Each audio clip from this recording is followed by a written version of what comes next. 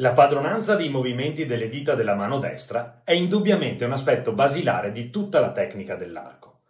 Per fare alcuni esempi, le dita ammortizzano i cambi di arcata.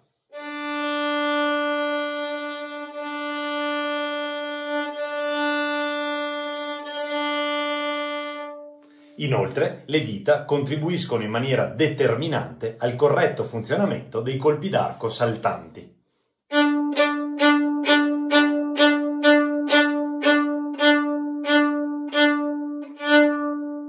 In questo video verrà descritto un colpo d'arco in cui l'azione delle dita è attiva.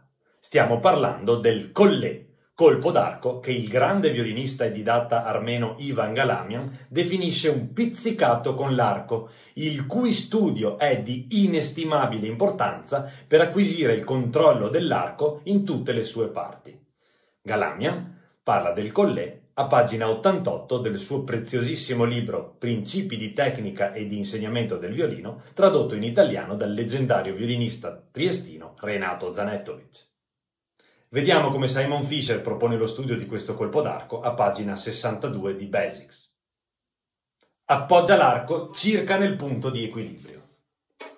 Piega le dita e attacca la corda. Esegui l'arcata in giù, raddrizzando rapidamente le dita, e nello stesso tempo alza l'arco dalla corda col braccio, in modo che la nota risuoni.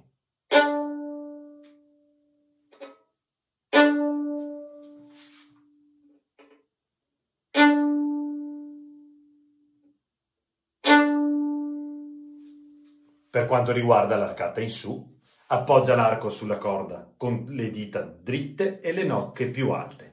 Attacca la corda. Esegui l'arcata in su piegando rapidamente le dita, allenta la pressione subito dopo la partenza e alza l'arco dalla corda col braccio. Appoggio nel punto di equilibrio, allungo le dita, attacco la corda.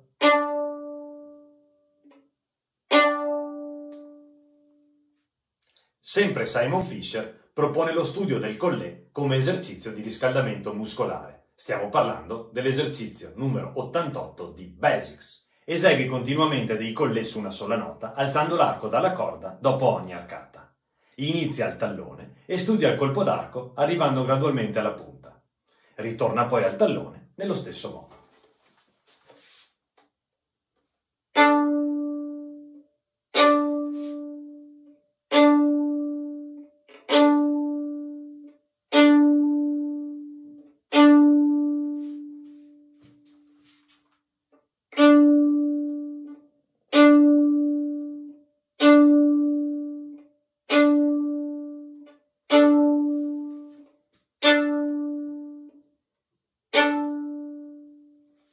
Ho trovato tra gli appunti risalenti agli anni in cui studiavo con il maestro Enzo Porta alcuni suggerimenti riguardanti lo studio del collé e le sue applicazioni nel repertorio.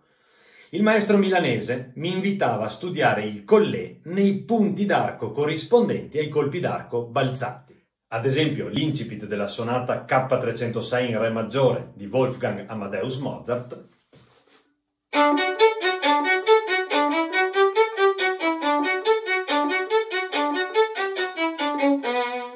può essere studiata interamente applicando il collé.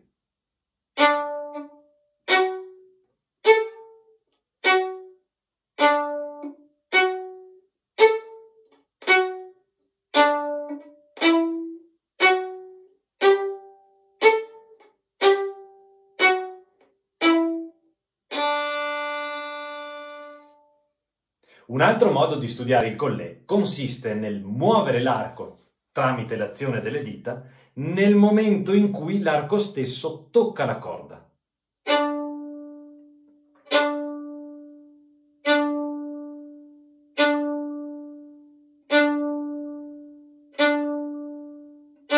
Da qui si passa piano piano allo studio del balzato.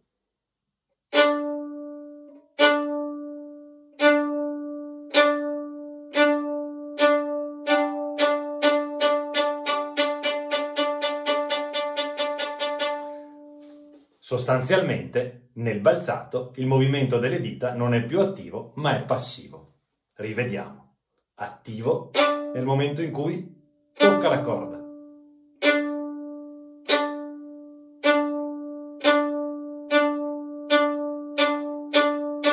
Un po' alla volta il movimento diventa passivo, perché è l'azione del braccio che muove l'arco.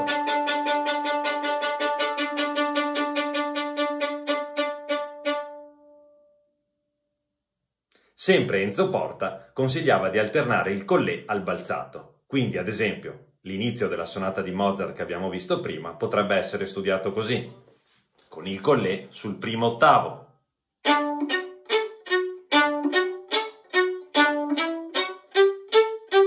Oppure sul secondo.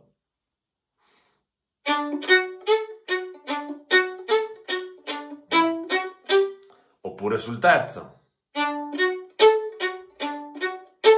Oppure alternandoli. Primo, secondo, terzo, quarto. Questo colpo d'arco non va capito, va studiato.